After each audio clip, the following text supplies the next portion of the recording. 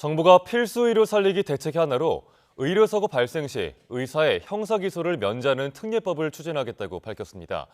환자와 시민단체는 의료사고에 대한 피해 구제가 더 어려워질 거라고 우려하는 등 특혜 논란이 일고 있습니다. 조용성 기자가 보도합니다.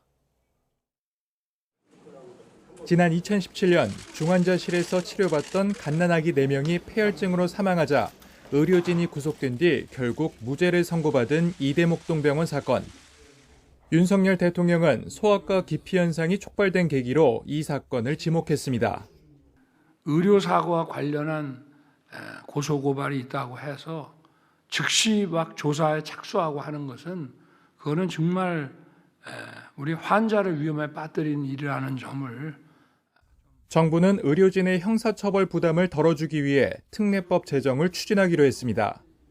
보험과 공제조합 가입을 전제로 하고 의료인이 의료사고 조정중재 절차에 참여해야 한다는 단서를 달았습니다.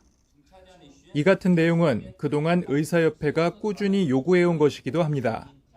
의료 분쟁이 발생할 경우 의료인에 대한 형사처벌 등의 특례를 정하고 의료 분쟁 피해의 신속한 해결을 촉진하는 것은 안정적인 의료 환경 보장을 통해 의사회원과 국민 모두에게 도움이 될 것입니다. 그러나 환자와 시민단체는 환자의 안전이 오히려 뒷전으로 밀리게 될 것이라며 반발하고 있습니다. 지금도 의료사고 상황에 대한 정보와 전문성이 부족한 환자에게 입증 책임이 있는데 특례법을 제정하면 피해 구제가 더 어려워질 수밖에 없다고 지적합니다. 결국 환자가 아니라 의료인만을 위한 정책으로 의대 증원에 반대하는 의사 달래기용이라는 겁니다.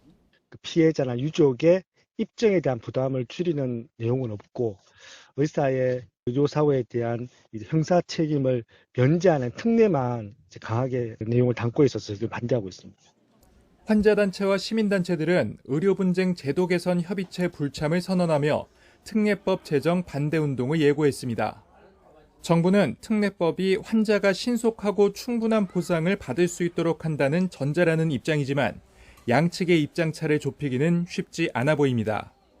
YTN 조용성입니다.